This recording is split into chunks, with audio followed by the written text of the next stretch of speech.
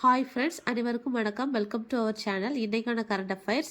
U19 எனப்படும் இளையோர் ஒருநாள் கிரிக்கெட் போட்டிகளில் மிக குறைந்த வயதில் கேப்டனாக இருந்து அணியை வழிநடத்தும் இளம் வீரர் என்ற சாதனையை படைத்தவர் யார்?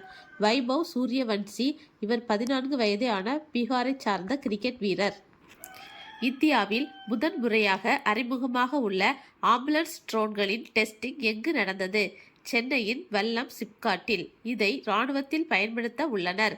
இது 120 கிலோமீட்டர் தூரம் வரை சென்று வரக்கூடியது.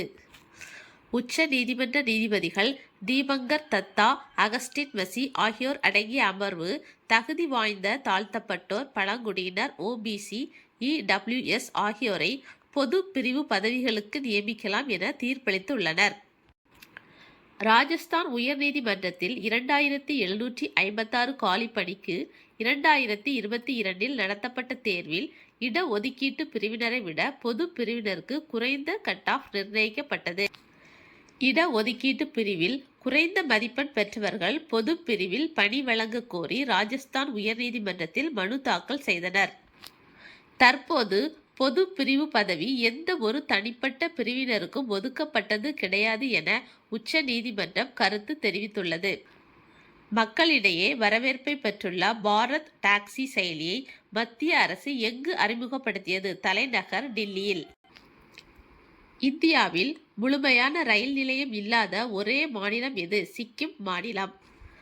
ஜனவரி 2026 இஸ்ரோவால் விண்ணில் ஏவ திட்டமிடப்பட்டுள்ள பூமி கண்காணிப்புக்கான தனியார் செயற்கைக்கோள் எது?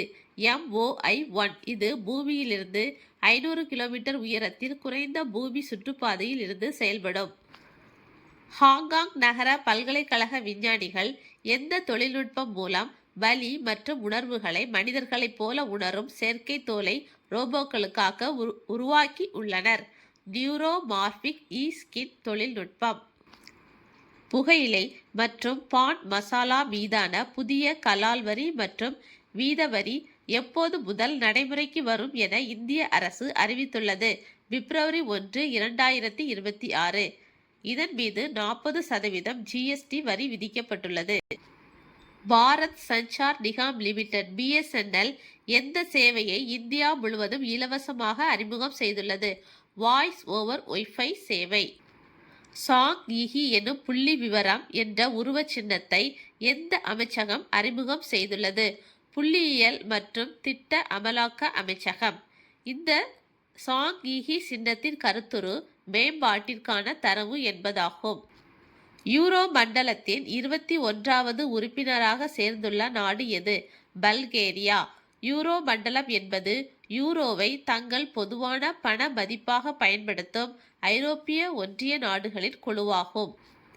அணுசக்தி திறன் கொண்ட ஓரெஸ்னிக் ஏவுகணை அமைப்பை எந்த நாடு உருவாக்கியுள்ளது? ரஷ்யா. வடகிழக்கு இந்தியாவில் ISO தரச்சான்றிதழ் பெற்ற முதல் மாநிலம் எது? திரிபுரா மாநிலம். ISO என்பது இன்டர்நேஷனல் ஆர்கனைசேஷன் ஃபார் ஸ்டாண்டர்டைசேஷன். உலக போர் அனாதைகள் தினம் ஜனவரி 6. ஜார்க்கண்ட் உயர் நீதிமன்றத்தின் தலைமை நீதிபதியாக நியமிக்கப்பட்டவர் யார்? நீதிபதி மகேஷ் சரத் சந்திர சோனக். 2026 52வது G7 உச்சி மாநாட்டை நடத்தும் நாடு எது? பிரான்ஸ்.